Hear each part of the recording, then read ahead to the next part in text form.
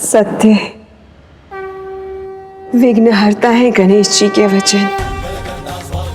मेरे कर्म, मेरे पाप कर्म मेरे और इस संसार के लिए विघ्न बन गए थे, लेकिन गणेश जी ने मुझे उचित मार्ग पर लाकर, मुझे सत्य कर्म के मार्ग पर लाकर उस विघ्न को दूर कर दिया, मुक्ति दिलाई उन्होंने मुझे। आप महान है गणेश जी। अब देवी वृंदा को प्रभु नारायण के चरणों में स्थान प्राप्त होगा। नारायण बहुत दयालु हैं। भक्त उन्हें भले ही भूल जाएं, किंतु वो अपने भक्तों को कभी नहीं भूलते। उनकी दया दृष्टि तो सदैव अपने भक्तों पर बनी रहती है। ज्ञात नहीं, मेरे पापों के बाद प्रभु नारायण मुझे स्वीकार करेंगे या नहीं।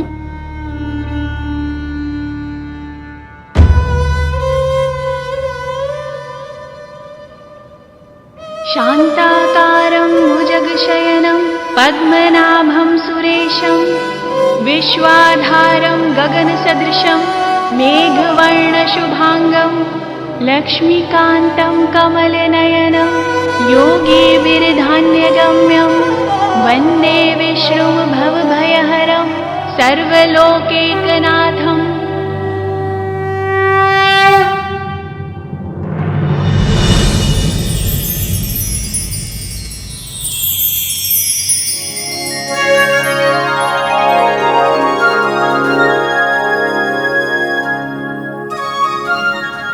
आपके दर्शन पाकर मैं कृतार्थ हो गई प्रभु।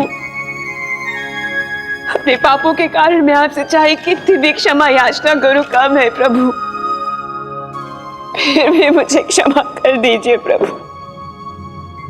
पुत्री वृंदा, संसार के हित के लिए तुमने स्वयं को दंड दे दिया। अब तुम मुक्ति की अधिकारी हो। धन्यवाद प्रभु।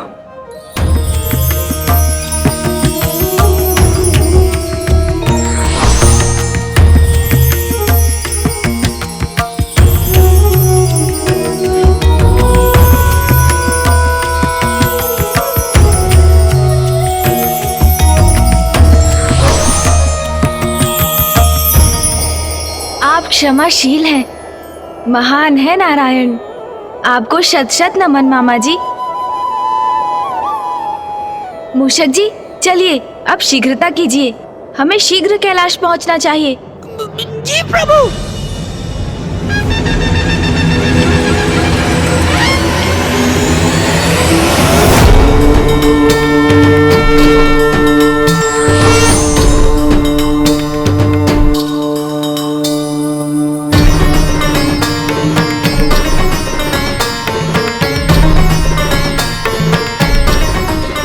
बस कुछ ही क्षण बाद ये दुष्ट पुनः उठ खड़ा होगा।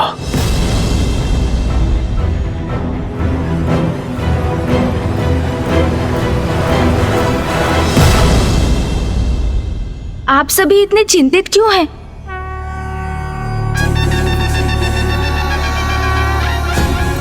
प्रणाम माँ, प्रणाम पिताश्री। पुत्र गणेश, तुम कुशल तो हो ना? और वृंदा? मैं भी कुशल हूँ माँ, और वृंदा जी भी। मामा जी ने स्वयं उन्हें उचित मार्ग जो दिखाया है ना मामा जी? महादेव, जलंधर अब पुनः जीवित नहीं होगा, क्योंकि मैंने वृंदा को वरदान दिया था कि जब तक वो जीवित है उसका पति मृत्यु से सुरक्षित रहेगा। परंतु गणेश के कारण मैंने वृंदा को मोक्ष प्रदान कर दिया है। जलंधर अब मृत्यु के मुख में जा चुका है। पिताश्री, जलंधर ने घोर पाप किए। उसके अपराध बहुत बड़े थे, किंतु अब आपने उनका विनाश कर दिया। और आपके त्रिशूल से जिसका भी वध होता है उसका अहंकार तो स्वतः ही मिट जाता है पिताश्री। महादेव, जलंधर आपकी क्रोधाग्नि से उत्पन्न हुआ था, इसलिए कदाचित आपका उसको मोक्ष प्रदान करना ही उचित होगा।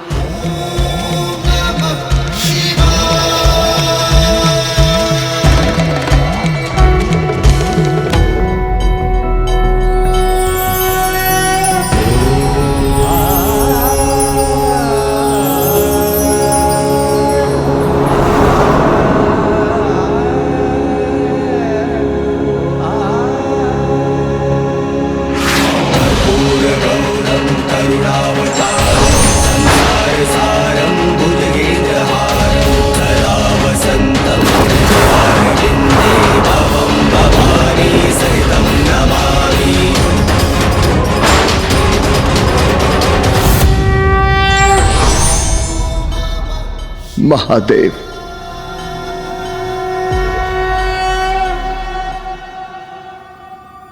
अहंकारवश मैं कितना बड़ा अपराध कर बैठा। मैं आपसे ही उत्पन्न हुआ और आपको ही नहीं पहचान सका, आपके दिव्य स्वरूप में न देख सका, आपको आपके नाम से संबोधित करता रहा, ये न समझ सका कि देवाधिदेव है आप, परम ब्रह्मा महादेव है आप, जगत पिता है आप। आपसे स्पर्धा करने की मूर्खता करता रहा, किंतु आप तो दया निधान है प्रभु। इतना होने के बाद भी आपने मुझे अपने दर्शन दिए, मैं कृतार्थ हुआ प्रभु। तुम मेरी क्रोधाग्नि से उत्पन्न हुए हो जलंधर, इसलिए उसके अंधकार का प्रभाव भी था तुम पर, जो बढ़ता ही गया। तुम तो स्वयं को भगवान घोषित कर चुके थे, मति भ्रष्ट हो चुकी थी तुम्हारी, इसलिए तुमने अपनी भूल स्वीकार नहीं की और तुम्हारा विनाश हुआ। किंतु मेरे त्रिशूल के वार से तुम्हारे भीतर के अंधकार अर्थात तुम्हारे अहंकार का भी नाश हुआ है। मुझे क्षमा कर दीजिए महादेव, मुझे क्षमा कर दीजिए।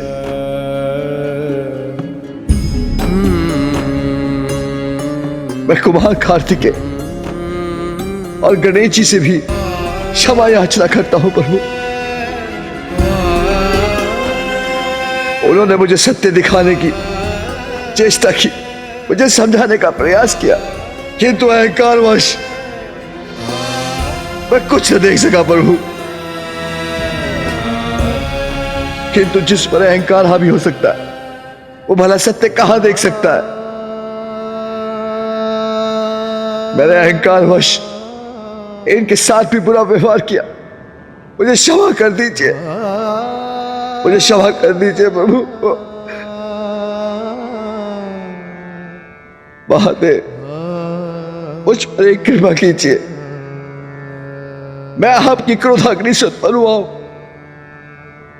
तो पुनः मुझे अपने भीतर समाहित कर मुक्ति दीजिए प्रभु। जलंधर, जो तुम्हारे पापों का आधार था, तुम्हारे उस अहंकार को मैंने मिटा दिया। अब तुम्हारी आत्मा को अपने भीतर समाहित कर तुम्हें मोक्ष प्रदान करूंगा। महादेव की जय, महादेव की जय, महादेव की जय।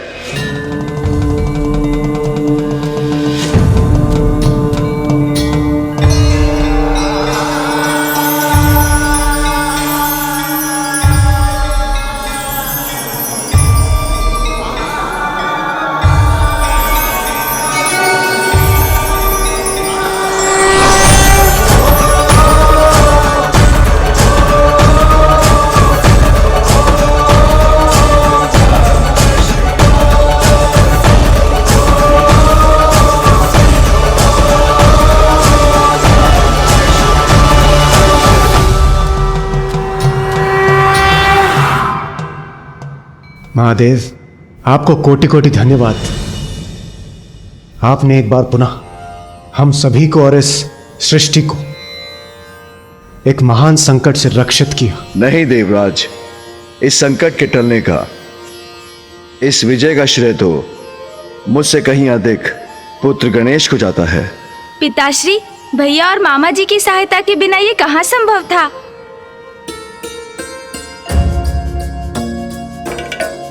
और देवराज इंद्र के साथ अन्य देवताओं ने भी हमारी योजना में पूर्ण सहयोग दिया था।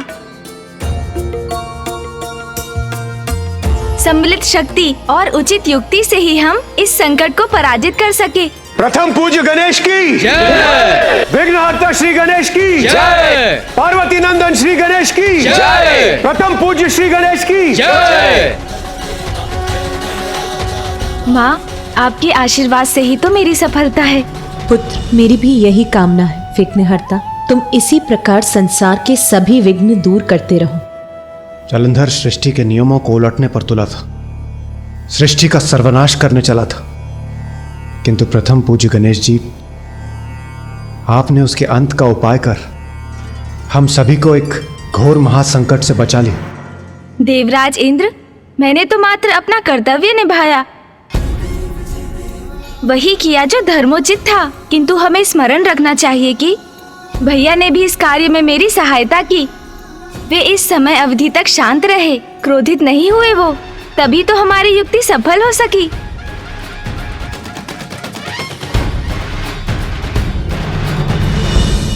हाँ अनुज, उचित कह रहे हो, किंतु स्मरण रहे, कदाचित मेरा क्रोध अब न जागृत हो जाए।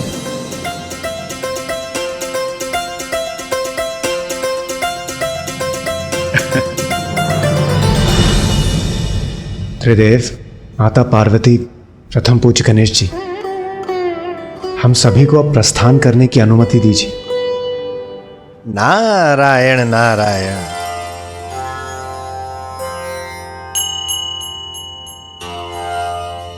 प्रणाम ऋषिवर। प्रणाम देवर्षि। प्रणाम।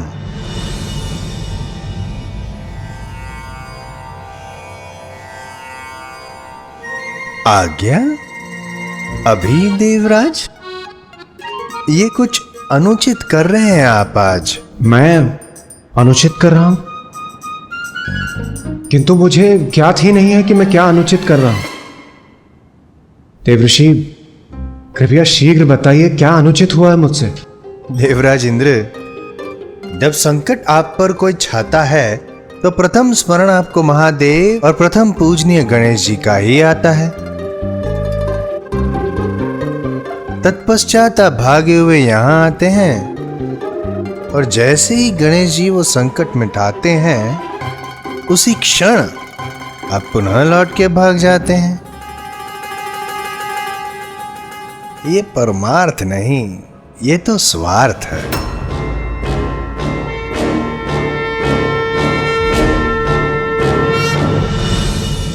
देवर्षि नारद, सभी देवता यहाँ उपस्थित थे, परंतु आप बताइए, इस संकट काल में आप कहां थे?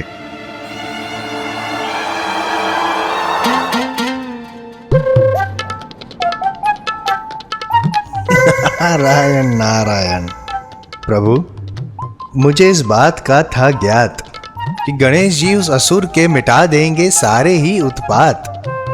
विश्वास था मुझे, समस्त समस्याओं को वे करेंगे नष्ट। इसी कारण अन्य कार्यों में मैं था व्यस्त। व्यस्त? अच्छा, तो बताइए देवर्षि, किस कार्य में व्यस्त थे आप? अति महत्वपूर्ण कार्य था महादेव। हमारे विघ्न हरते हैं जो सदैव, उनकी उचित हो अर्चना, इसीलिए उनकी स्तुति की मैं कर रहा था रचना। देवर्षि, मेरी स्तुति?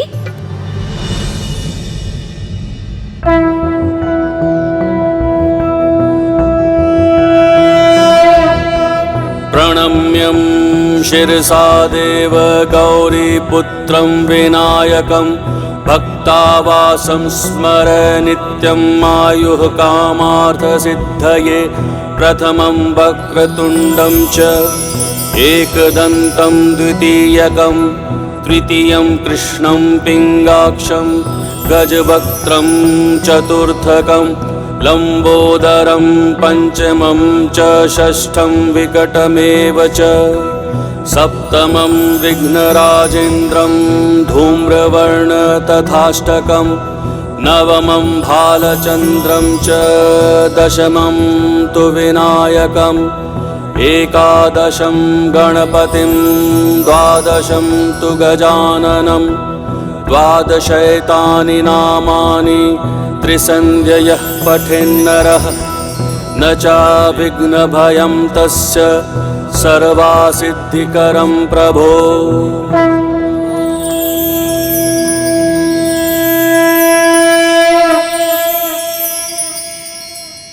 अद्भुत, अति सुंदर। देवर्षि, मुझे आनंद आया, मैं अति प्रसन्न हुआ। ये स्तुति जिसमें मेरे 12 नाम हैं, संकटनाशम गणेश स्तोत्रम के नाम से विख्यात होगी। और जो भी भक्त मेरे लिए ये स्तुति गाकर मेरी पूजा करेगा, मैं उसे सभी विघ्नों से मुक्त कर उसके सभी दुखों का नाश करूंगा। मैं कृतार्थ हुआ प्रथम पूजनीय गणेश जी। आपका सत्य सत्य धन्यवाद। देवऋषि, ये हमारा सौभाग्य है जो आपके मुख से हमें प्रथम पूज्य विघ्नहर्ता गणेश जी की इतनी अद्भुत स्तुति सुनने को मिली। हम कृतार्थ हुए। प्रथम पूज्य श्री गणेश जी की जय, विघ्नहर्ता श्री गणेश जी की जय, पार्वती नंदन श्री गणेश जी की जय। मुझे तुम पर गर्व है पुत्र गणेश। सत्य है अनुज गणेश, तुम्हारी बुद्धि की शक्ति किसी बलशाली योद्धा के बल से भी अधिक बलवान है। भैया, ये तो आपका प्रेम और आशीर्वाद है। प्रथम पूज्य गणेश जी, हम सभी को अब प्रस्थान करने की अनुमति दीजिए।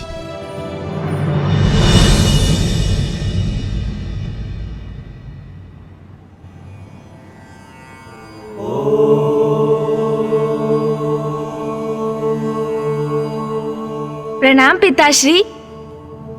आपने मुझे स्मरण किया पिताश्री।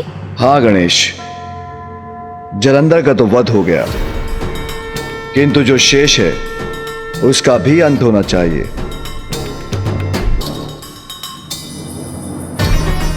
पुत्र, जलंधर के द्वारा रचित इस कैलाश का कहां कोई औचित्य है? मैं आपकी आज्ञा समझ गया पिताश्री।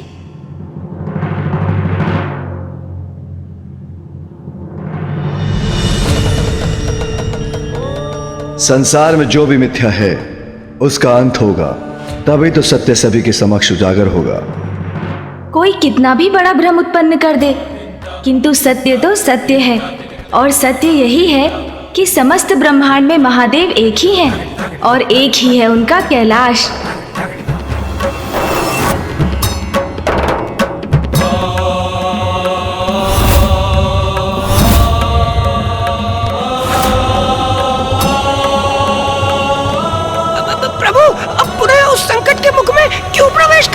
मूषक जी, आप इतने भयभीत क्यों हो रहे हैं? अरे प्रभु, कैसे बोल सकते हैं आप उस भयंकर स्थान को जहां मेरे ऊपर आक्रमण हुआ था?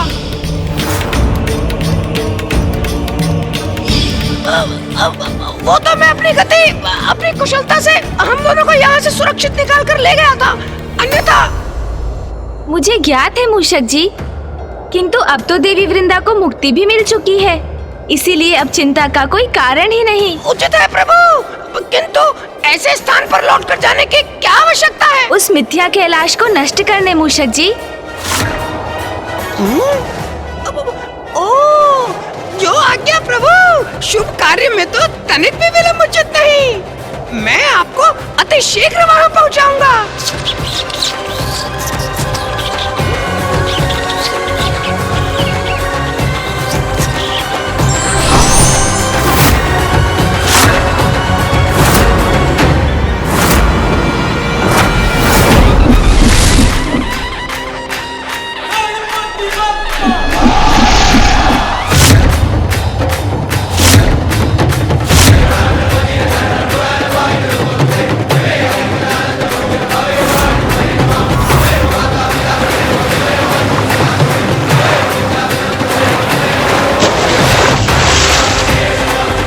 असत्य का कोई अस्तित्व नहीं होता। मिथ्या कैलाश का जहाँ से उदय हुआ था, अंत में वो वहीं समा गया। ये कार्य तो संपन्न हुआ मूषक जी। चलिए अब कैलाश लौट चलते हैं। जी प्रभु।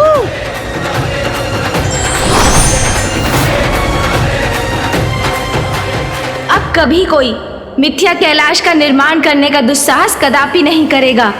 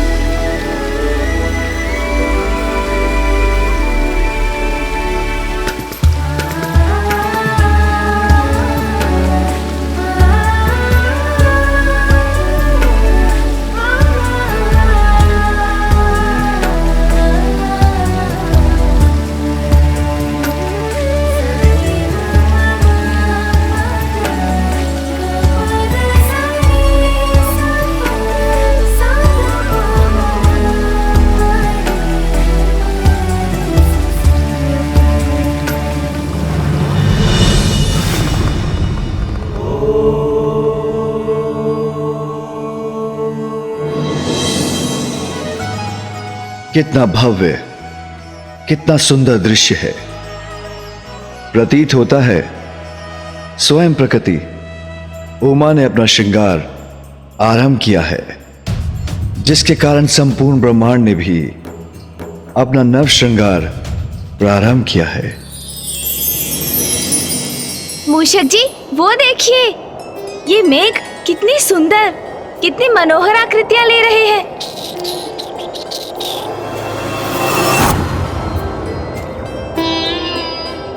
हाँ प्रभु, और संपूर्ण वातावरण में इतनी मनमोहक सुगंध भी छाई हुई है।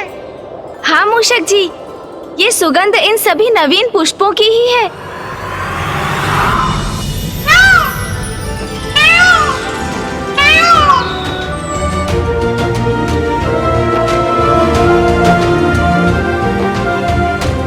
अद्भुत, इतना सुंदर जलप्रपात।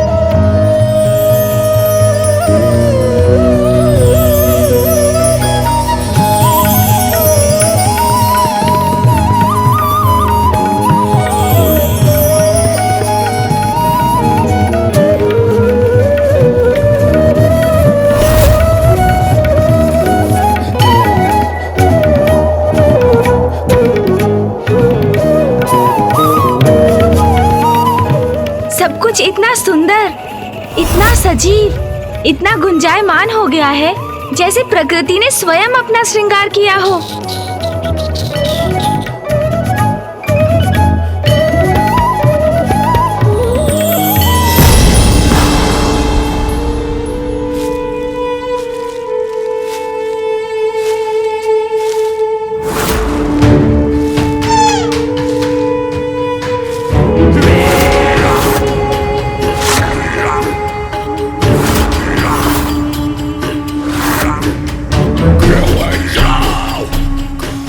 ये मृग बड़ा स्वादिष्ट होगा।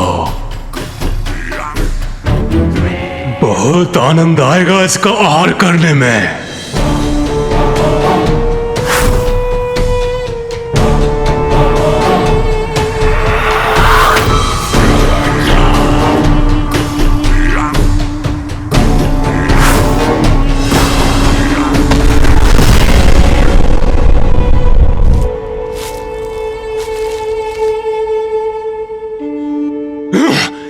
कितने समीप थे उसके हम, तब भी वो मृग कैसे भाग गया? मैं उसे पकड़ने ही वाला था कि अचानक इन वृक्षों के मध्य एक प्रकाश उत्पन्न हुआ।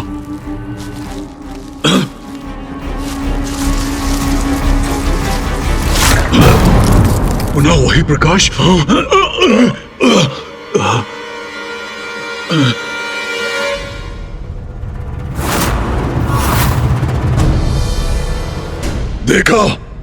देखा तुमने? वो चमकीला प्रकाश पुनः दिखाई दिया। किसी ने हमारे आखिर का ध्यान भटकाया है, उसे वहीं जाकर दंड देना होगा। चलो।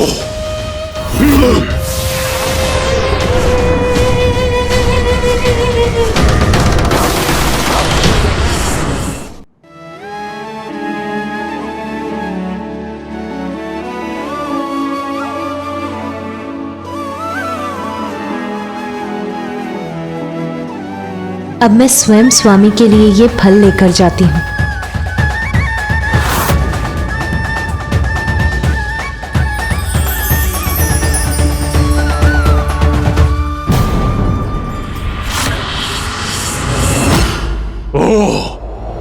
तो ये है वो स्त्री जिसके कारण हमसे हमारा भोजन दूर हो गया। अब तो इनसे अवश्य ही भेंट करनी होगी।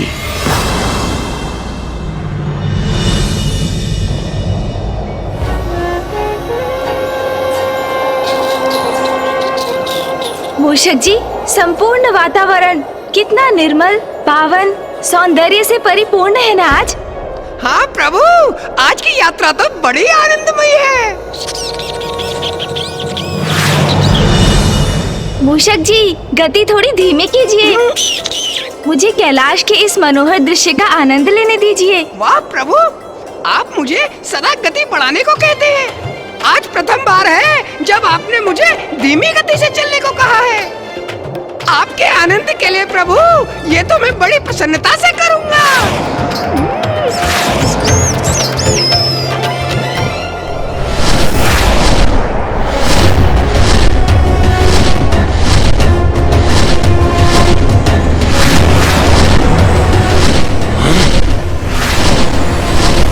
आकाश में क्या था? कुछ नहीं, मात्र एक मेघ है। कोई पक्षी होगा।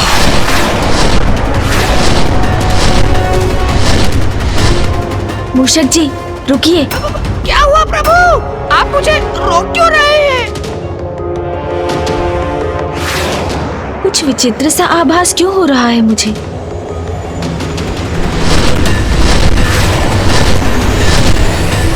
मूषक जी, यहाँ नीचे उतरना होगा आपको। जो आज्ञा प्रभु।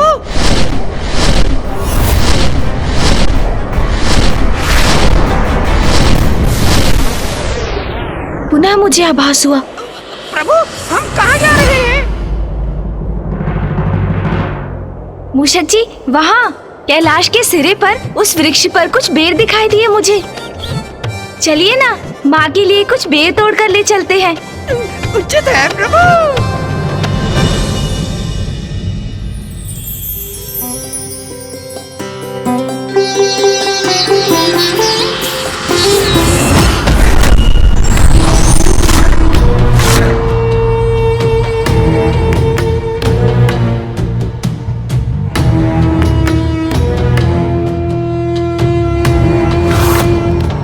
कहाँ गई वो स्त्री?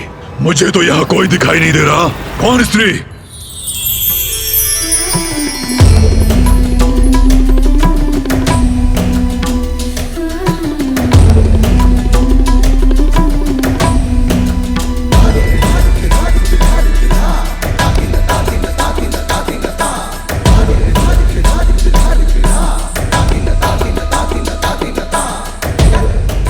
हृदय में फुर्ती भर दे, ऐसी पावन वायु का प्रवाह है यहाँ।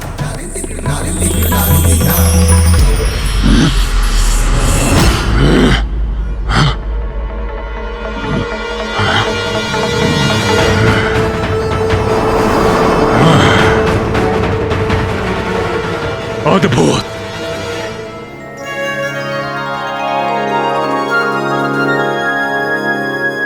और स्वामी को फल खिलाने में और भी आनंद आएगा मुझे। अभूतपूर्व सौंदर्य है इस स्त्री का। असाधारण असाधारण रूप है इस देवी का।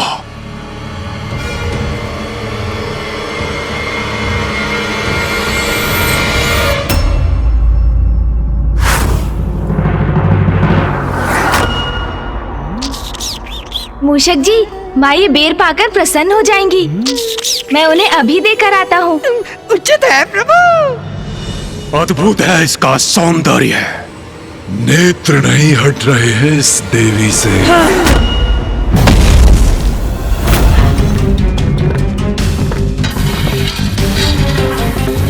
ये क्या हुआ इसे? कहीं हमारे लिए कोई संकट तो उत्पन्न नहीं हो रहा? पाप दृष्टि में हो अथवा कर्म में, उसका विनाश अवश्य होगा।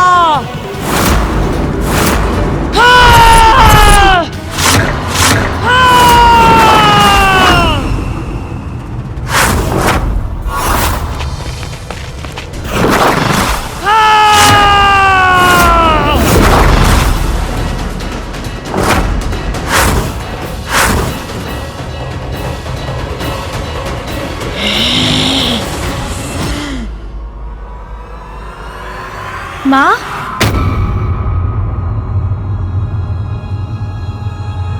क्या हुआ माँ? माँ इतनी क्रोधित क्यों है? माता का ये उग्र रूप। माँ,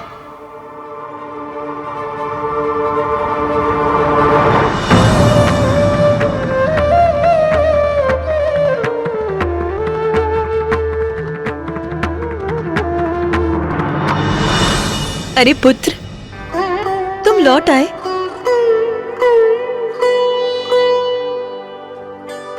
और आप सभी यहाँ क्या कर रहे हैं? नंदी जी, स्वामी के लिए फल मैं ले आई हूँ। आप सभी अपने कार्य कीजिए।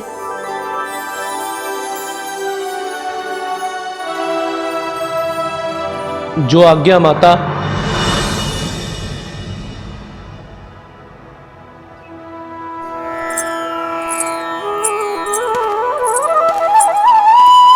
स्वामी, ध्यान से पूर्व आप ये फल ग्रहण कीजिए।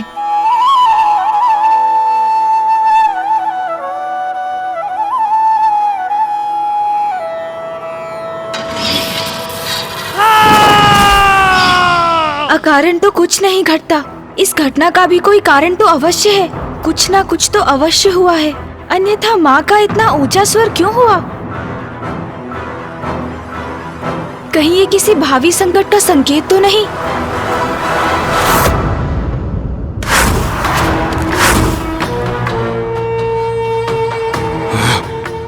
संकट है, अवश्य संकट है।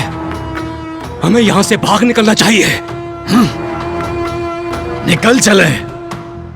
नहीं, इसने हमारा आखेट गंवाया है और अब ये हमें भयभीत करने का प्रयास कर रही है, किंतु इतनी सरलता से मैं कहीं नहीं जाऊंगा। इसे यहीं मंडरा कर सताएंगे। पुत्र गणेश, पुत्र कार्तिकेय, क्या हुआ? तुम्हारी मुख पर ये चिंता की रेखा क्यों उभर आई? माँ, हम तो आपको लेकर ही चिंतित हैं। आप कुशल तो है ना? क्यों कुशल नहीं होंगी मैं? मुझे क्या हुआ है? सर्वथा कुशल हूं मैं। चलो अब तुम दोनों भी शीघ्र जाओ, मैं तुम दोनों के भोजन का प्रबंध करती हूँ।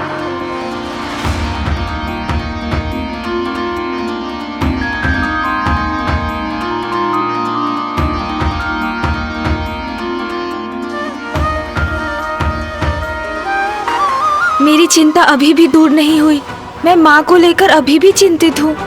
कुछ तो है जो उचित नहीं है। मुझे माँ को लेकर भैया से बात करनी ही चाहिए।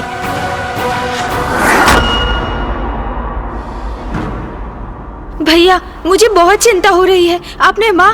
हाँ गणेश, चिंतित तो मैं भी हूं, किंतु मुझे माँ को बताने का कोई ना कोई उपाय तो ढूंढना ही होगा। अब मेरे जाने का समय आ गया है। अब मुझे दक्षिण की ओर प्रस्थान करना ही होगा।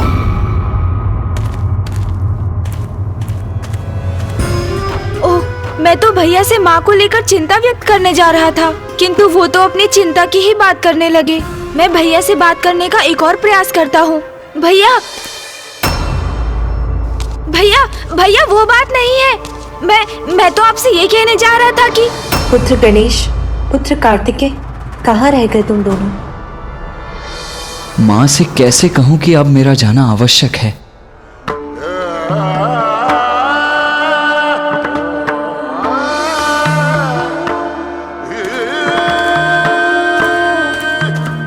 भैया तो अपनी ही चिंता में डूबे हैं, फिर मैं अपनी चिंता किससे कहूं?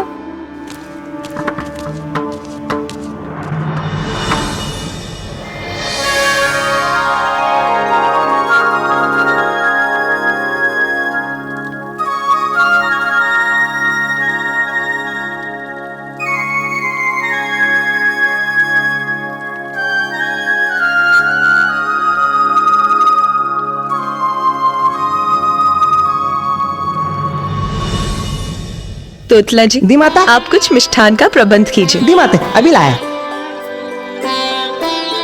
चलो पुत्रों, अब भोजन प्रारंभ करो। हाँ माँ। माँ अभी तो पूर्ण रूप से सामान्य है, फिर तब क्या हुआ था? इसके पीछे क्या कोई रहस्य है? क्या कोई संकट है जो अचानक अपना मुख उठाएगा? माँ, भोजन तो अत्यंत स्वादिष्ट है, आनंद आ गया। किंतु माँ, मुझे आपसे कुछ कहना है।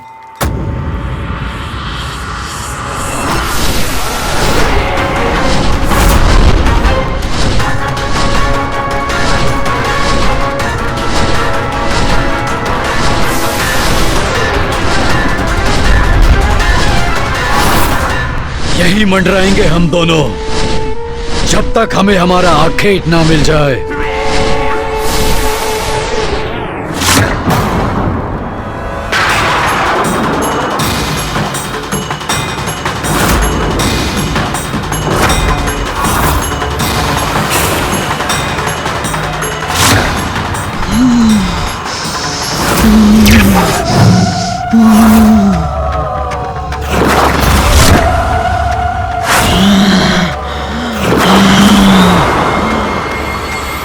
माँ, आपने मेरी बात पर कोई प्रतिक्रिया नहीं दी।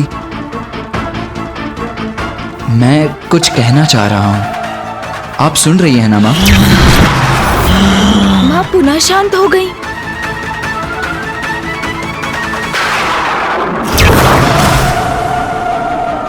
माँ, क्या हुआ माँ? माँ, आप कोई उत्तर क्यों नहीं दे रही हैं? उत्तर तो अवश्य प्राप्त होगा, कठोर उत्तर, मृत्यु का उत्तर प्राप्त होगा। माँ, ये क्या कह रही हैं आप?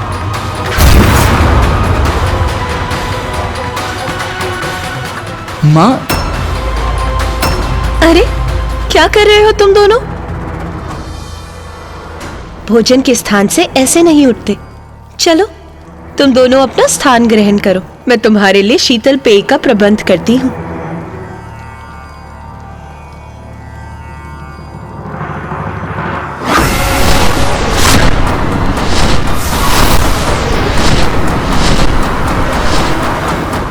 भैया, आपने भी देखा और सुना ना, ये माँ को क्या हो रहा है? गणेश, हमें भोजन समाप्त कर पिताश्री से बात करनी चाहिए।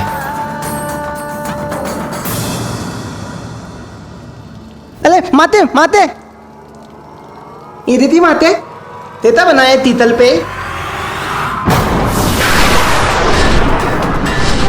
देवी, कभी तो बाहर आओगी, तब हम तुम्हें अपने साथ लेकर जाएंगे।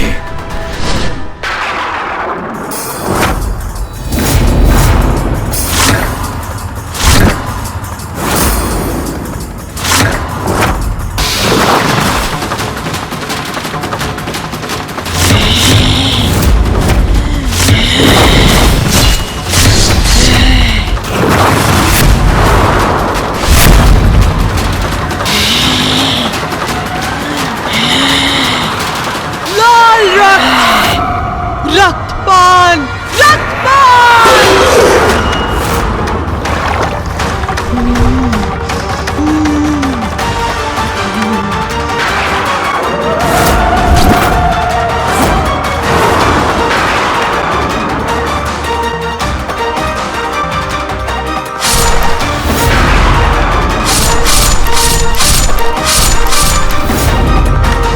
माते, हत्या ते नहीं माते, यदि मुझसे कुछ अपराध हुआ तो मुझे तमाम में माते।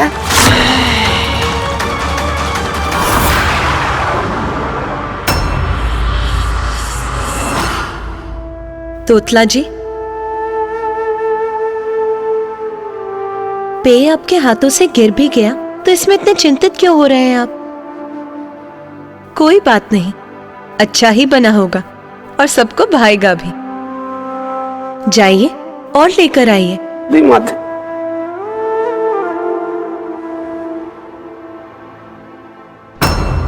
माता क्या कह रही थी?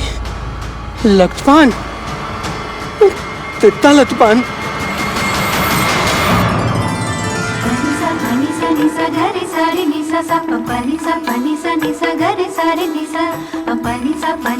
माँ, क्या हुआ माँ?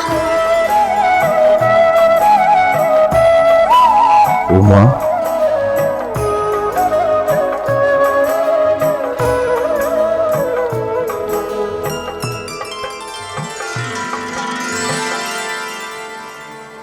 प्रणाम पिताश्री।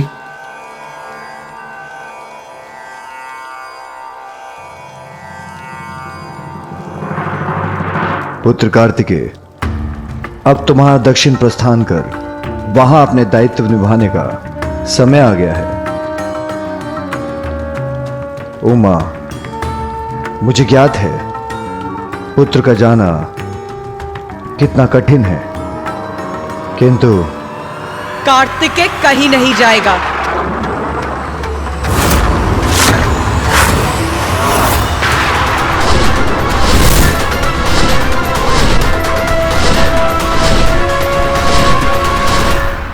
उमा,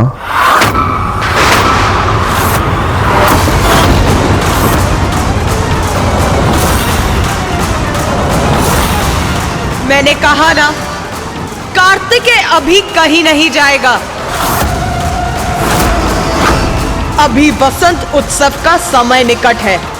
मेरी इच्छा है इस बार कैलाश में विधिवत रूप से होली का उत्सव आयोजित हो, होली का दहन हो।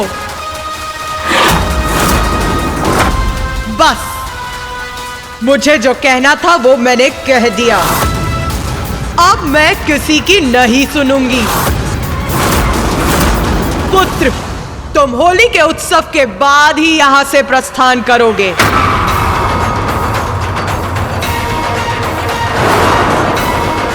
माँ पिताश्री से इतने कठोर शब्दों में बात क्यों कर रही हैं?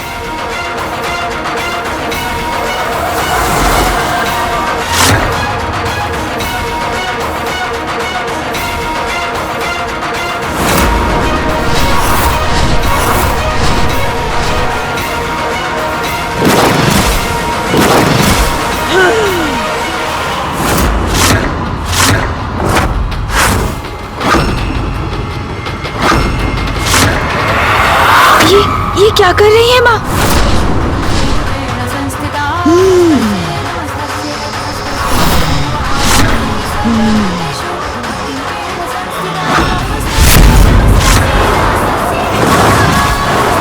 मृत्यु को प्राप्त होगा, मृत्यु को बचेगा नहीं, नहीं बचेगा।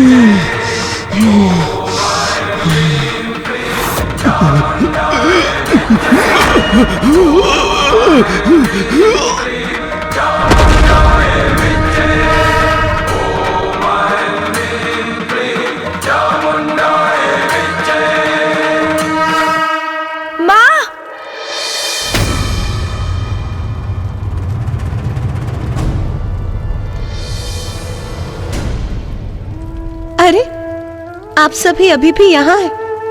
पुत्र गणेश, पुत्र कार्तिकेय, भोजन समाप्त हो गया है तो तुम दोनों विश्राम करो। स्वामी आप भी मैं आप सभी के विश्राम का प्रबंध करती हूँ।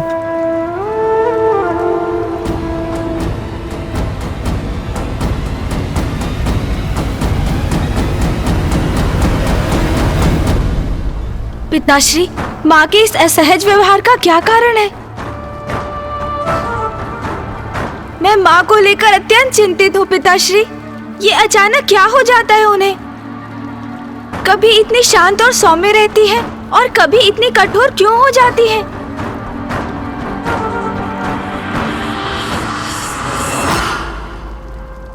प्रभु, माता का इतना तीव्र स्वर सुनाई दिया तो देखने चले आए। प्रभु, माता कुशल तो है ना? क्या हुआ उन्हें प्रभु? कहीं चिंता का कोई कारण तो नहीं है? कुछ तो असामान्य अवश्य है।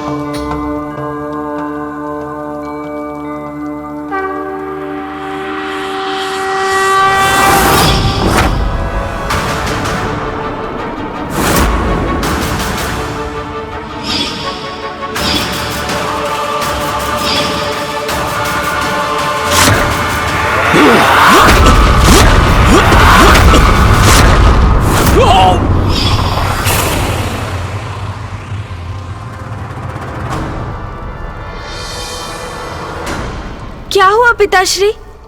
ऐसा क्या देखा आपने जो आप भी विचार करने लगे? पापी असुर। अतुल?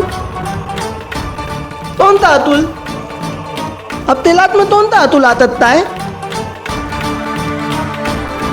असुर, अभी जाकर अंत करता हूं उसका। पुत्र कार्तिकेय,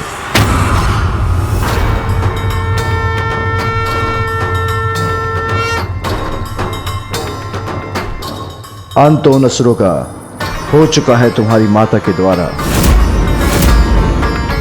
कदाचित संपूर्ण दिवस इन असुरों से उत्पन्न संकट का आभास होता रहा है तुम्हारी माता को। यही कारण है उनके व्यवहार के बदलने का।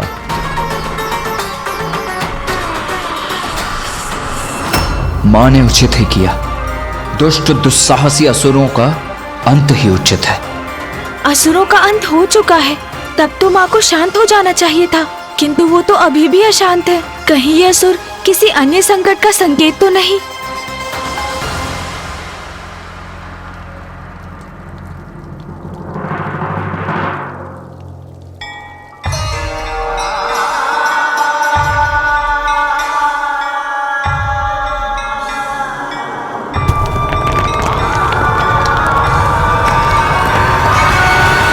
पुत्र, जिस शिलाखंड के वार से तुम्हारी मां ने उन असुरों का वध किया है, वो शिलाखंड पृथ्वी पर गिरने के बाद शिवलिंग के रूप में स्थापित हुआ है। क्योंकि वो शिलाखंड एक कंदुक के रूप में था, इसलिए यह शिवलिंग कंदुकेश्वर शिवलिंग के नाम से विख्यात होगा, जिसकी पूजा करने वालों को उसके अक्षम्य पापों से मुक्ति प्राप्त होगी।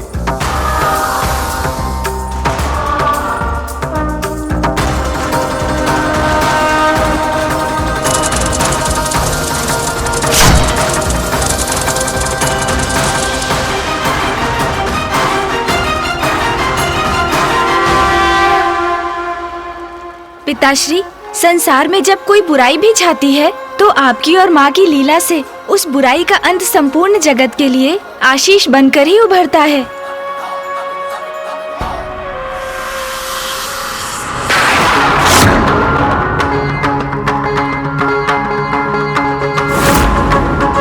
पिताश्री को विचार में देखकर ऐसा प्रतीत हो रहा है कि माँ की अशांति के पीछे कोई और भी बड़ा कारण है, और जिसका आभास उन्हें भी है। माँ का ऐसा व्यवहार तो मात्र असुरों के कारण नहीं हो सकता। कदाचित कोई और संकट घात लगाए बैठा है। ओम नमः शिवाय। ओम नमः शिवाय। ओम नमः शिवाय। ओम नमः शिवाय। उत्तर अवश्य प्राप्त होगा। कठोर उत्तर मृत्यु को प्राप्त होगा, मृत्यु को।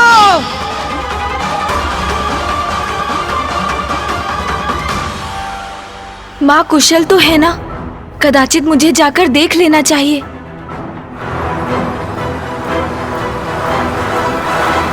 गणेश, क्या बात है? तुम इतने अशांत क्यों हो? तुम एकाग्र होकर ध्यान क्यों नहीं कर पा रहे हो? जब माँ शांत है तो मैं कैसे शांत रह सकता हूँ भैया? मुझे उनकी चिंता सता रही है। कल जैसा उनका व्यवहार था उससे स्पष्ट है कुछ तो अवश्य असहज हो रहा है उनके साथ। उनमें निरंतर परिवर्तन आता ही जा रहा है भैया।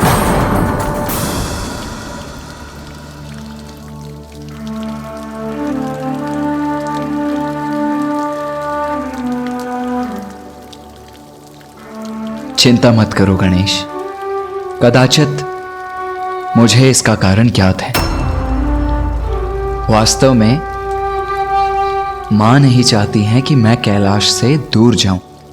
कल जब पिताश्री ने मेरे प्रस्थान की बात की तो स्नेहवश मां विचलित हो उठी, किंतु अब मैं रुक गया हूं ना, तो मां पुनः सहज हो जाएंगी। जो कारण भैया बता रहे हैं वो तो पुत्र के लिए माँ का स्नेह है, किंतु उनका क्रोध जो रह रहकर जागृत हो रहा है उसका क्या कारण है?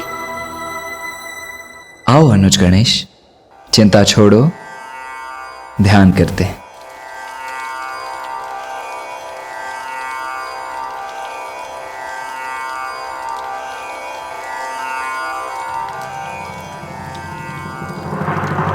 कदाचित आपका कथन सत्य ही होगा भैया, किंतु मैं अपने मन को शांत नहीं कर पा रहा हूँ। मुझे क्षमा कीजिए। माँ को देखे बिना, उनका कुशल ज्ञात किए बिना मेरी चिंता दूर नहीं हो सकती।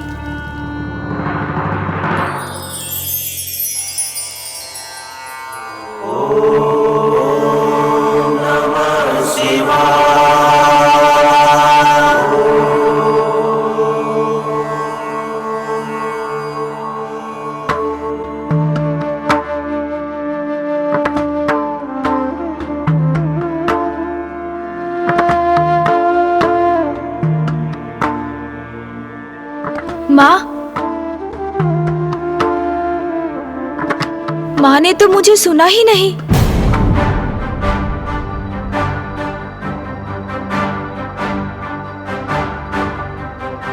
माँ उत्तर क्यों नहीं दे रही है? मेरे पुकारने पर भी मुझे मुड़कर देख क्यों नहीं रही है माँ?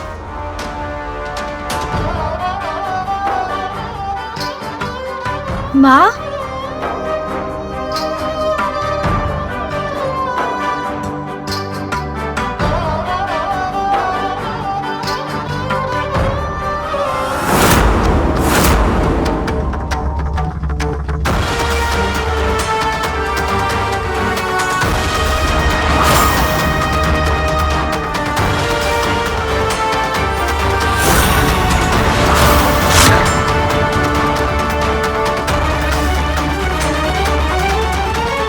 माँ,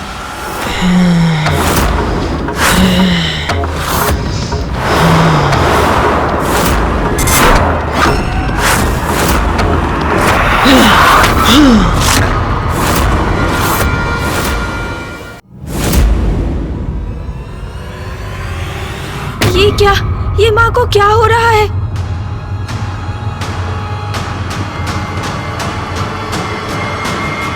ओम नमः शिवाय। ओम माँ ने मुझे रोक क्यों दिया? ओम नमः शिवाय। ओम नमः शिवाय।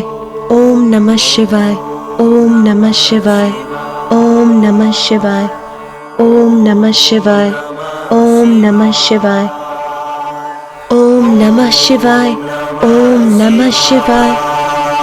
ओम नमः शिवाय। ओम नमः शिवाय। पुत्र, जब तुम आए तब मैं अपनी पूजा संपन्न कर रही थी।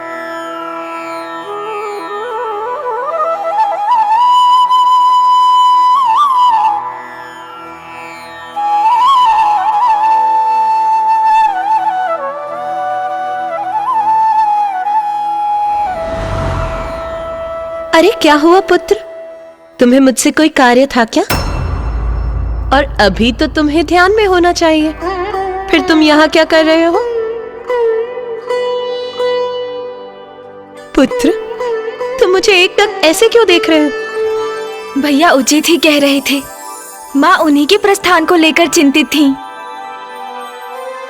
किंतु अब तो वो पूर्ण रूप से अपने सामान्य रूप में है, कुशल हैं। क्रोध लेश मात्र भी नहीं है उनके मुख पर। मैं व्यर्थ ही चिंता कर रहा था। माँ, मैं होली के उत्सव को लेकर बहुत उत्साहित हूँ। हाँ पुत्र, और तुम्हें उत्साहित होना भी चाहिए। इस बार हम बड़ी धूमधाम से कैलाश में होली का उत्सव मनाएंगे और मेरी इच्छा है कि हम सभी को आमंत्रित कर उन्हें कैलाश में रंगोत्सव के लिए बुलाएं। अवश्य माँ। मेरे दोनों पुत्र मेरे साथ हैं। गणेश और कार्तिकेय से ही तो कैलाश की शोभा बढ़ती है।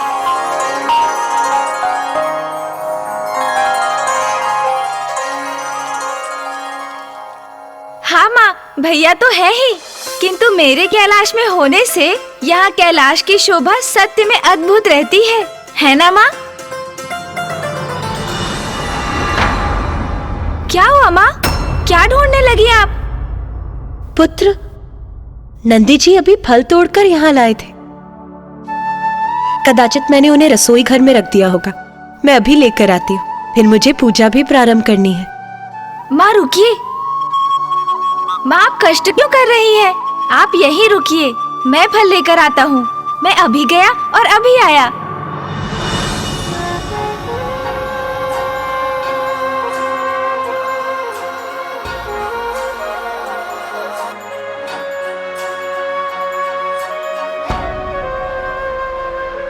माँ तो पूर्ण रूप से कुशल है। भैया और पिताश्री उचित कह रहे थे। मैं अकारण ही चिंता कर रहा था। देखा माँ, मैंने कहा था ना, मैं अभी गया और अभी आया। माँ तो अभी यहीं थी, फिर अचानक कहाँ चली गई?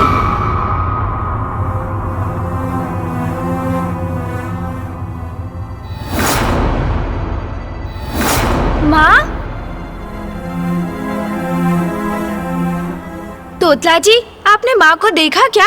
नहीं, मैंने तो माता तो नहीं देता धनेदी। नंदी जी, आपने माँ को कहीं देखा क्या? गणेश जी, माता तो इस समय पूजा कक्ष में ही होती हैं। वो वही होंगी। अब कहाँ ढूंढूं माँ को?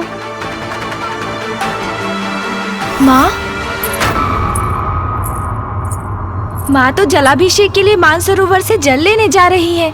जल भरने पर तो कलश भारी हो जाएगा। मैं जाकर माँ की सहायता करता हूँ।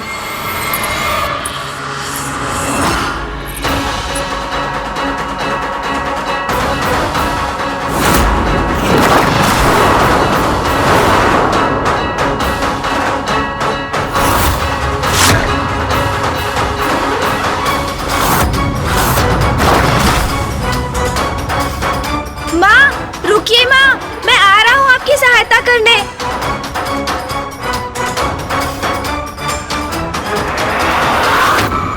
माँ रुकिए।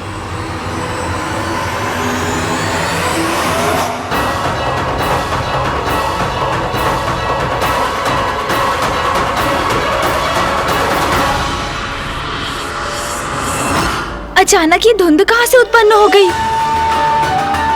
और ये धुंध मेरे और माँ के मध्य क्यों आ रही है? और माँ रुक क्यों नहीं रही है?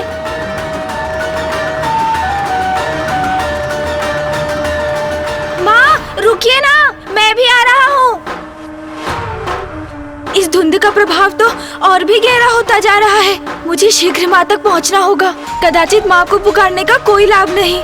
मुझे बस उन तक पहुँचना चाहिए। माँ,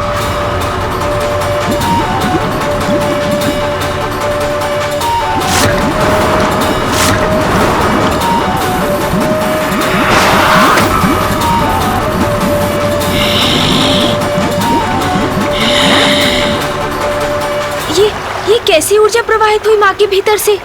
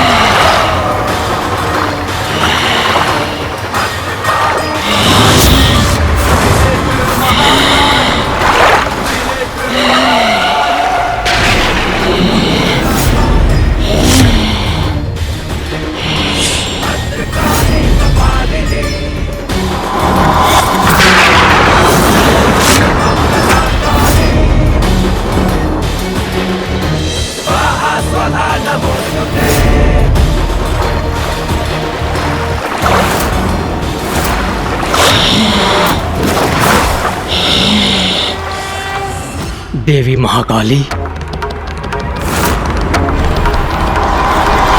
स्वामी, ये तो देवी महाकाली की हुंकार है।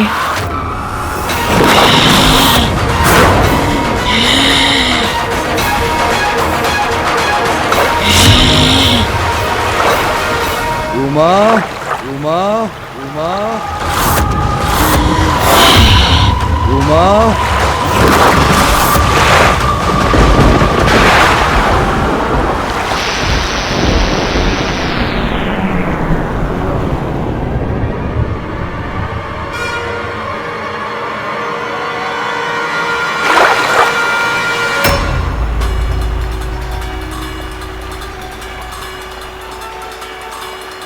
ये माँ को क्या हो रहा है?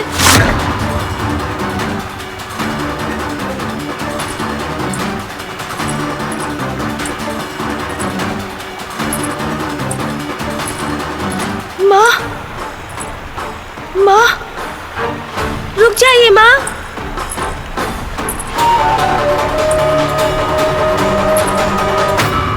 माँ तो मुझे अनदेखा कर आगे बढ़ गई।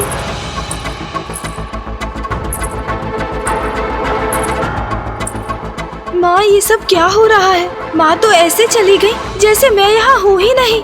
ऐसा प्रतीत हो रहा है जैसे वो समाधि की अवस्था में हो। उन्हें तो जैसे ज्ञात ही नहीं कि अभी यहाँ क्या घटा है।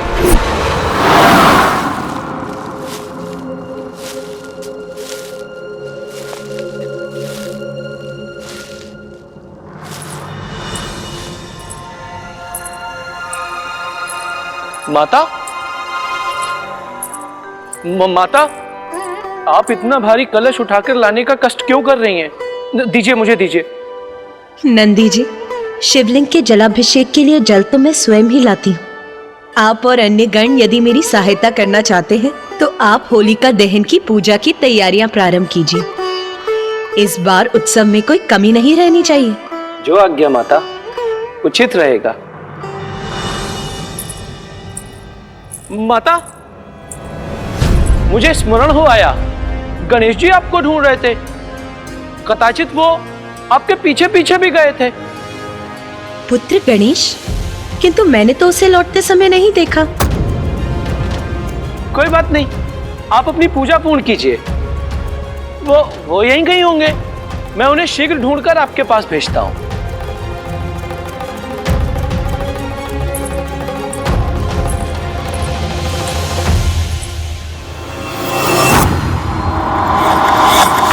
स्वामी, ये सब क्या हो रहा है? मैं गणेश की चिंता समझ सकती हूँ, क्योंकि स्वयं मैं भी चिंतित हूँ। हाँ प्रिय, गणेश का चिंता करना स्वाभाविक है, क्योंकि देवी पार्वती में आने वाले परिवर्तन किसी बड़ी घटना का संकेत है। बड़ी घटना? कैसी बड़ी घटना स्वामी? अब ऐसा क्या होने वाला है?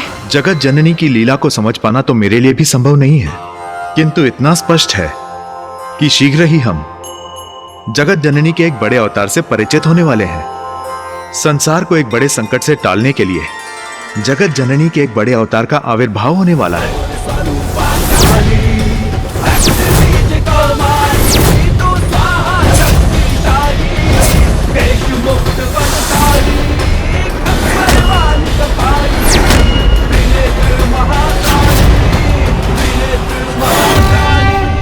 सत्य कहा स्वामी आपने। जगत जननी जो भी करेंगी उचित ही करेंगी, किंतु कल होली का अवसर है। देवी पार्वती की लीला के पूर्व हमें कैलाश में होली देखने को अवश्य मिलेगी, और वो भी इतने लंबे अंतराल के बाद।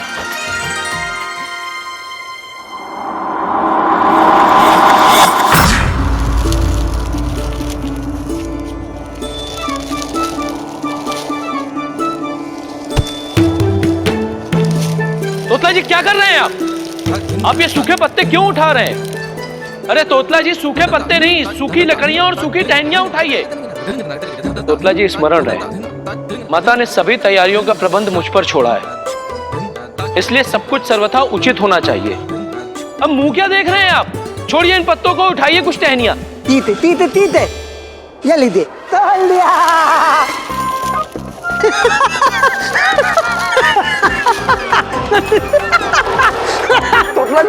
पुतला जी आप क्या कर रहे हैं? सारे पत्ते मेरे ऊपर डाल दिए। मुझे ज्ञात है सब कुछ आप जानबूझ के कर। अरे शांत शांत शांत! ये क्या बालकों के समान लड़ने लगे आप दोनों? हाँ, माता ने हमें एक कार्य सौंपा है और हमें उसे उचित प्रकार से करना है। उसी पर ध्यान दीजिए आप दोनों। चलिए।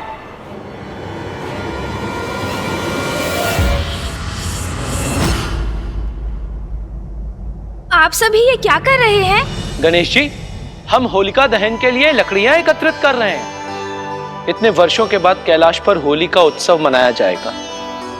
पिछले कई वर्षों से कैलाश से दूर रहने पर विवश थी माता पार्वती। माता कैलाश पर ना रहे तो कैलाश से सब रंग दूर हो जाते हैं, नीरस हो जाता है कैलाश। इसीलिए महादेव ने भी माता के यहां ना होने पर होली का उत्सव नहीं मनाया। इस बार उत्सव होगा जिसको लेकर हम सभी गण अति आनंदित हैं।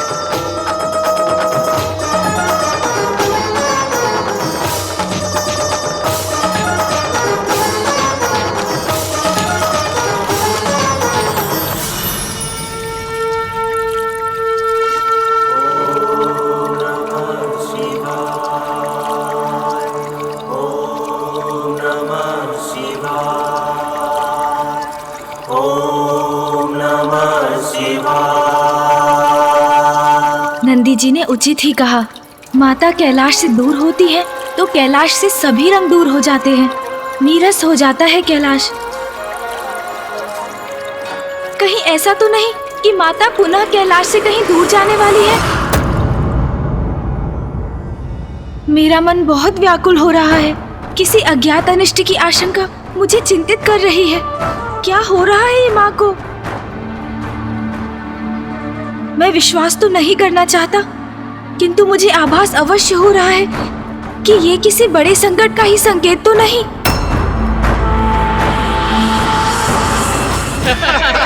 बहुत आनंद आएगा कैलाश में होली के इस उत्सव में। स्वादिष्ट भोजन होंगे और सभी गंधर्व मित्र एक साथ एकत्रित होंगे। और इस बार तो गायन स्पर्धा मैं अवश्य ही जीतूंगा और इसके लिए मैंने एक नवीन राग की रचना भी की है। कोई टिक नहीं सकेगा मेरे समक्ष, देख लेना। अच्छा, तो हमें भी सुना दो अपना राग। हाँ, अगर हमें भाग गया तो विजय हो गए समझो। सुनाओ। चलो ठीक है, यदि आप सब कह ही रहे हो तो मैं सुना ही देता हूँ। हाँ, सुनाओ ना अपना राग हमें। हाँ, सुनाओ अपना राग हमें।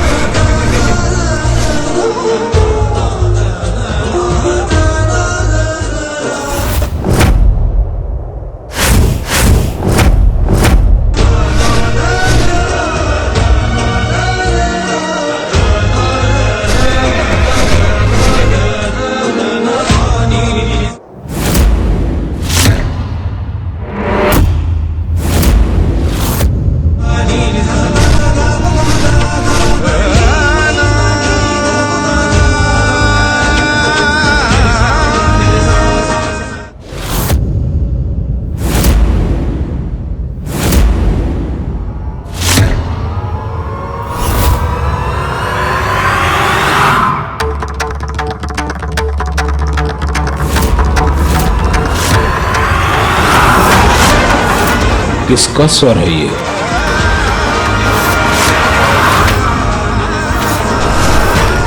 किसने मेरा ध्यान भंग किया?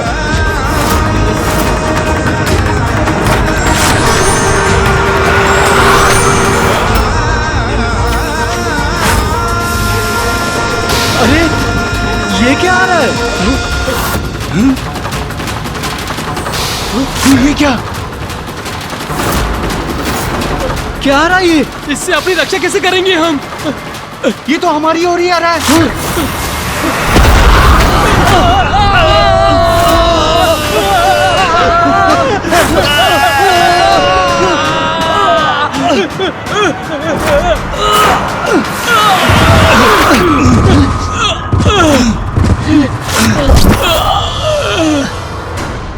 कौन है यहाँ पे शत्रु? किसने किया है हम पर आक्रमण?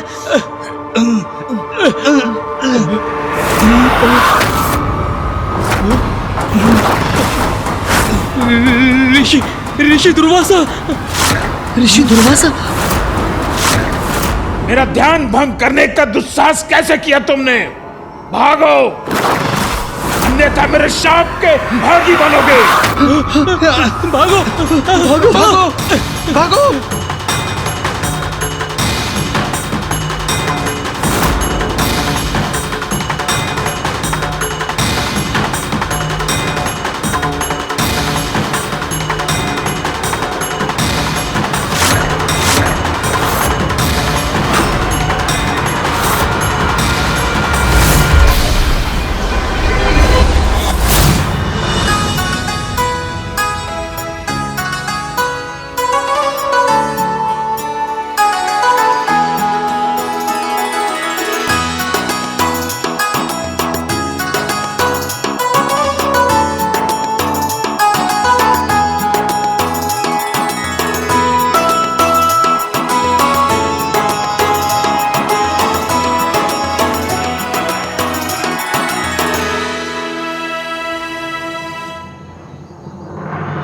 तोतला जी, तोतला जी। आंधी, मैं जौ ले आया हूं, परंतु आप क्या कर रहे हैं? अरे मैं क्या कर रहा हूँ? अरे क्या पूतले आप? अरे मैं उतले ला डाला उतले, और ये तो तादालन ताले नहीं है, तलल ताले नहीं है। क्या क्या क्या क्या? तुपले, तरल, ये कह क्या रहे हैं आप? होलिका दहन की तैयारी करने के लिए कहा था ना आपसे? अरे नंदी जी, तोतला जी कह रहे हैं कि ये उपले लगा रहे हैं, ये कोई सरल कार्य नहीं है। यही तो मैं बोल रहा हूँ। उचित है, उचित है। वैसे इनको समझना भी सरल कार्य नहीं है। बिल्कुल सही कहा नंदी जी। तोतला जी, हमारे पास अधिक समय नहीं है, तो कृपया करके अपना कार्य शीघ्र पूर्ण कीजिए।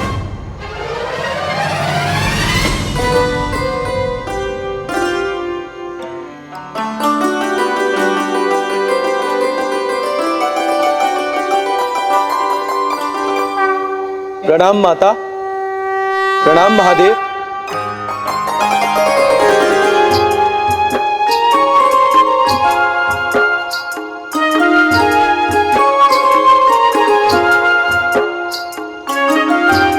नंदी जी, आपने तो बहुत उत्तम व्यवस्था की है, मन प्रसन्न हो गया। धन्यवाद माता। उमा, पूजा प्रारंभ करो। अवश्य स्वामी, किंतु पुत्र गणेश कहाँ है?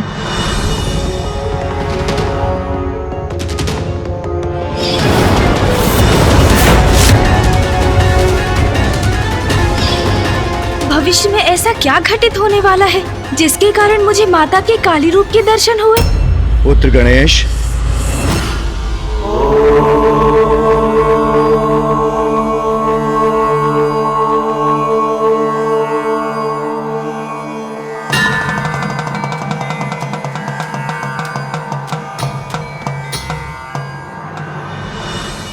पिताश्री आप?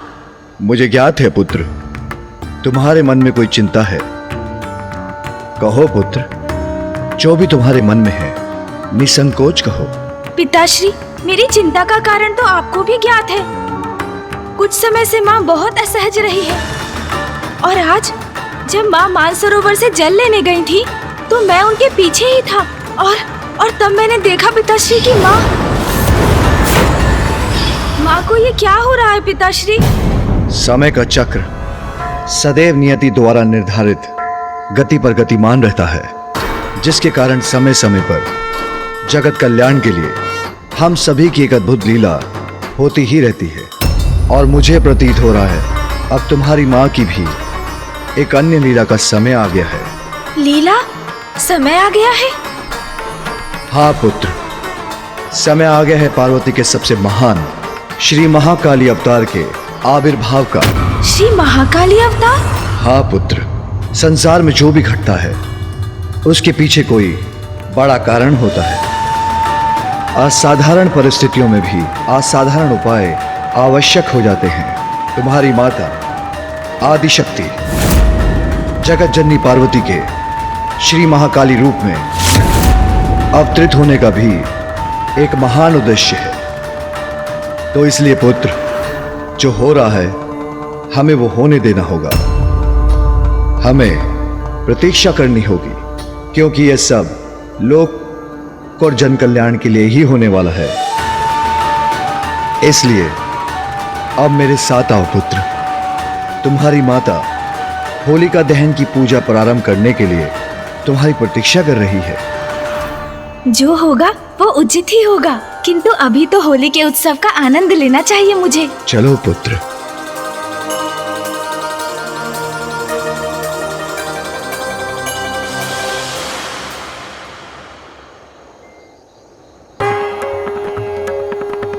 ओम महागणपते नमः। वक्रतुंड महाकाय सूर्यकोटि समप्रभ निर्विघ्नं कुरु मे देव सर्वकार्येषु सर्वदा। पिताश्री, होलिका तो हिरण्यकश्यपु की बहन थी ना, जिसके कहने पर वो भक्त प्रहलाद को अपने अंक में लेकर जलती चिता में बैठ गई थी। हाँ पुत्र, होलिका दहन की प्रथा तभी से आरंभ हुई। भक्ति और विश्वास के महत्व को उजागर करती है ये प्रथा। भक्त प्रहलाद की भक्ति अपने इष्ट के प्रति इतनी अटूट थी, इसलिए प्रहलाद को अग्नि से कोई हानि नहीं हुई। वहीं होलिका को वरदान प्राप्त था कि अग्नि उसके अंग वस्त्र को कभी कोई क्षति नहीं पहुंचा सकेगी, किंतु समय आने पर उसके अंग वस्त्र ने प्रहलाद की रक्षा की और बुराई की प्रतीक होलिका भस्म हो गई।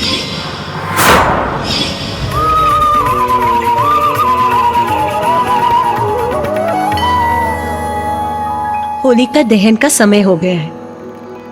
पुत्र कार्तिकेय, होलिका को अग्नि तुम दोगे। जो आज्ञा मां।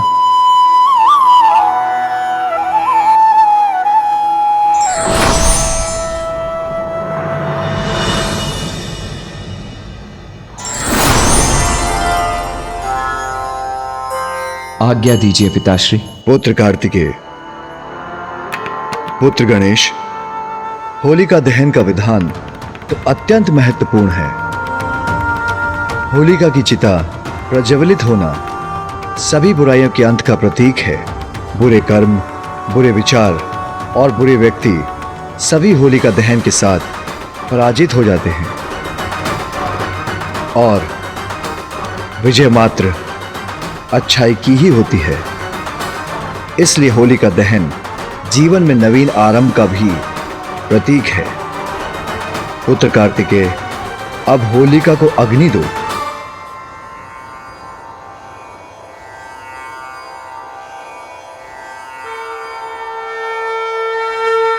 आयो होली रे होली, आयो होली रे होली, आयो होली रे होली, होली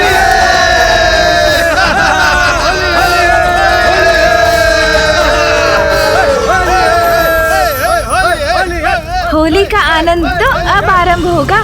पुत्र कार्तिकेय, पुत्र गणेश, गेहूं, जौ और सरसों को अपने हाथों में लो। स्वामी, आप भी इसे अपने हाथों में लीजिए और अग्नि में अर्पण कीजिए।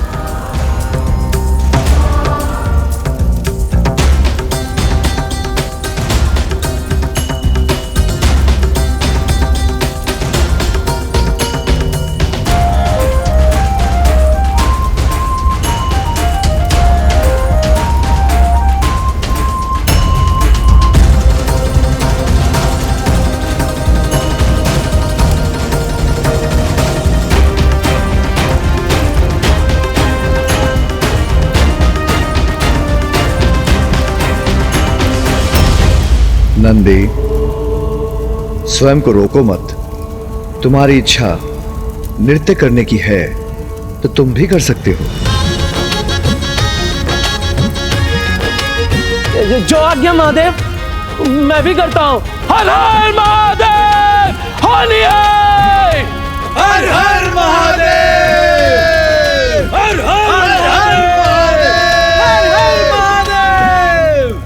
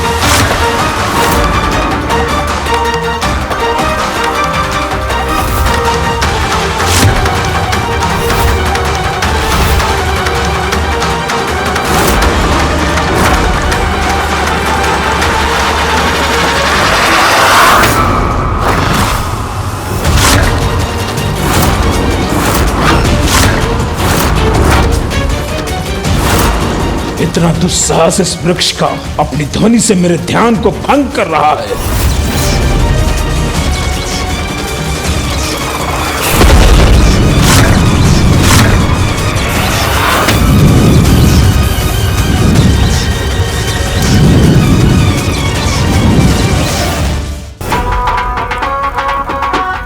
कितना सुंदर दृश्य है ये, सभी कितने आनंदित हैं। अरे माँ वो देखिए, अरे गणेश माँ।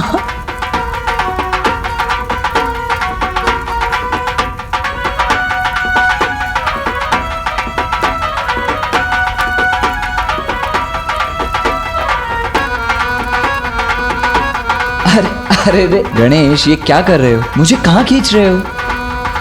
आइए ना भैया, कितना आनंद आ रहा है, आइए ना। अच्छा, जैसी तुम्हारी इच्छा।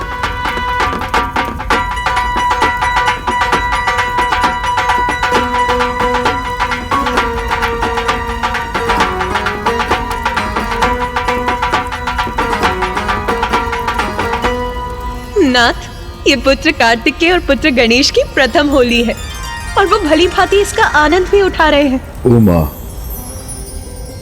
मेरी दृष्टि तो तुम पर ही टिकी है, क्योंकि अपने पुत्र को होली का उत्सव मनाते देखते हुए तुम कितनी आनंदित दिख रही हो।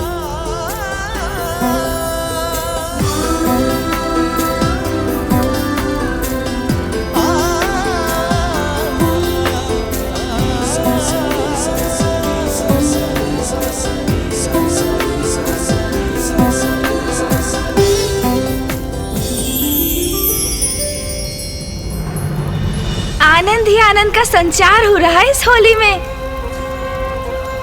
माँ कितनी अच्छी लग रही हैं। मैं व्यर्थ ही चिंता कर रहा था।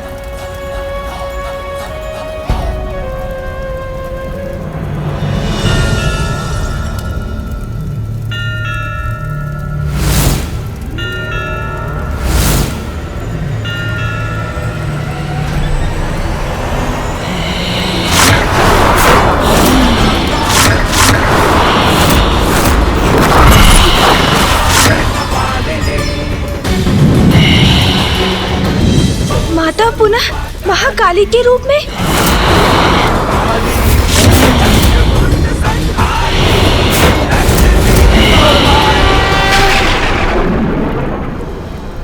मैंने कहा था ना पुत्र, संसार में जो भी होता है उसके पीछे अवश्य कोई बड़ा कारण होता है। यदि तुम्हें अपनी माँ में देवी महाकाली की छवि दिखाई दे रही है तो उसमें चिंता की कोई बात नहीं है पुत्र। जी पिताश्री, चिंता नहीं करूंगा मैं। माँ के श्री महाकाली के रूप में प्रकट होना अवश्य ही बहुत बड़ी लीला का संकेत है।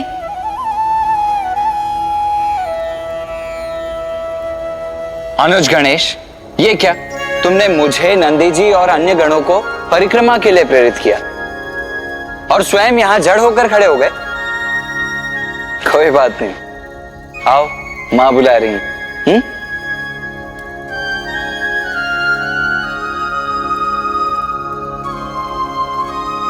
माँ भी होली का आनंद ले रही है।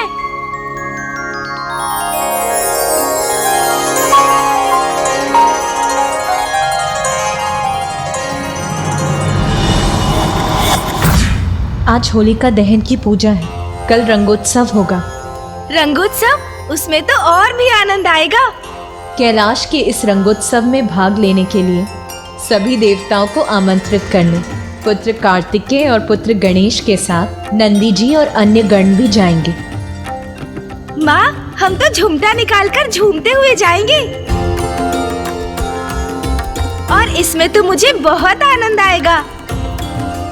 गणेश, देवी देवताओं को आमंत्रित करना गंभीर कार्य है। इसमें हमें विधिवत शिष्टाचार का पालन करना होगा। ओहो भैया, हम देवताओं को यहाँ युद्धोत्सव का नहीं, रंगोत्सव का निमंत्रण देने जा रहे हैं, तो वो भी आनंददायक ही होना चाहिए ना, और अद्भुत भी मेरे समान। गणेश तो आनंद के रंग में ही रंगा हुआ है। प्रथम पूज्य श्री गणेश जी, कुमार कार्तिकेय, अनुमति हो तो मैं कुछ सुझाऊं?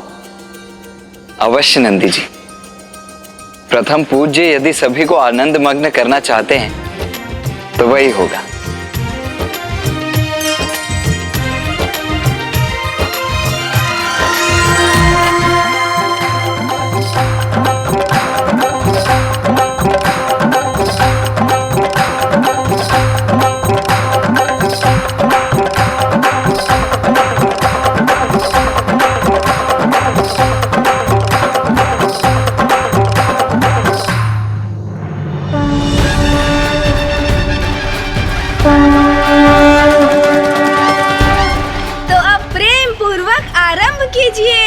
हर हर महादेव।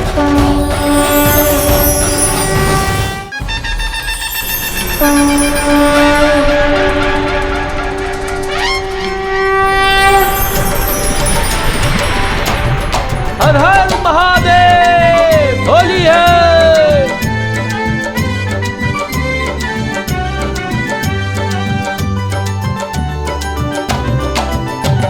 शिव गौरी संग होगी होरी, कैलाश में शिव गौरी संग होगी होरी।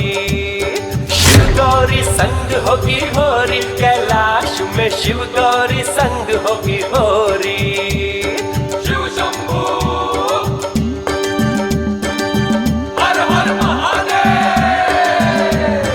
शिव शंभू संग होगी होरी, कैलाश में शिव शंभू संग होगी होरी। शिव शंभू संग होगी होरी, कैलाश में शिव शंभू संग होगी होरी।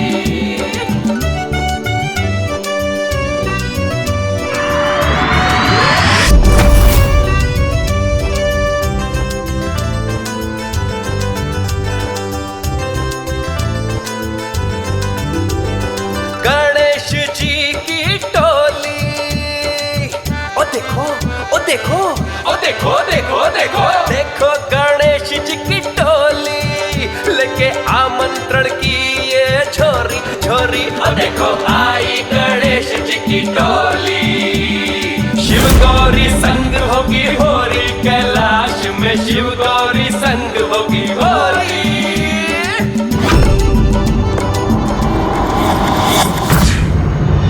नाथ, आपने ये गीत के स्वर सुने? कौन गा रहा है ये? तुम्हारे दोनों भांजे प्रिय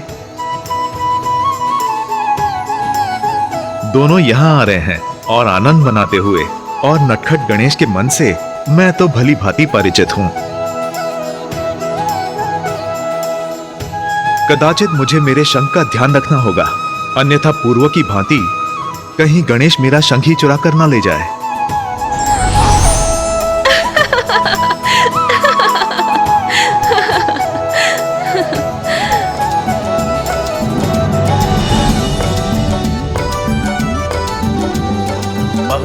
गजानंद बैकुंठ। प्रणाम मामा जी। प्रणाम मामी जी। पहुँचे गजानंद बैकुंठ द्वारे, शेषनाग पर विष्णु विराजे। माँ लक्ष्मी भाव विभोरी, कैलाश में आई है गण की टोली। होली है, होली है, होली है।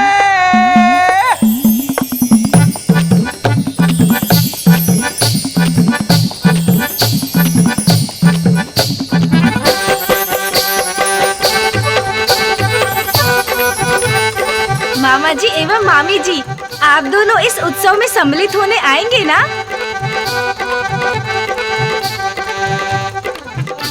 अवश्य। होली है, होली है।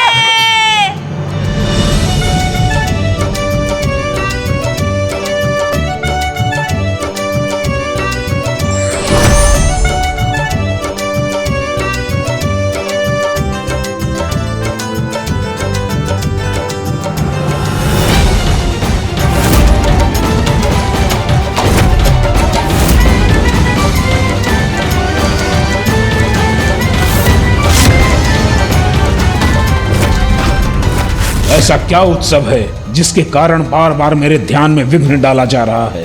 बस बहुत हुआ, क्योंकि अब जो होगा उसका परिणाम भुगतने के लिए वो तत्पर रहे। उत्सव का आयोजन यदि पूरे मर्यादा और परंपरा के साथ किया जाए तो उसका आनंद दोगुना हो जाता है।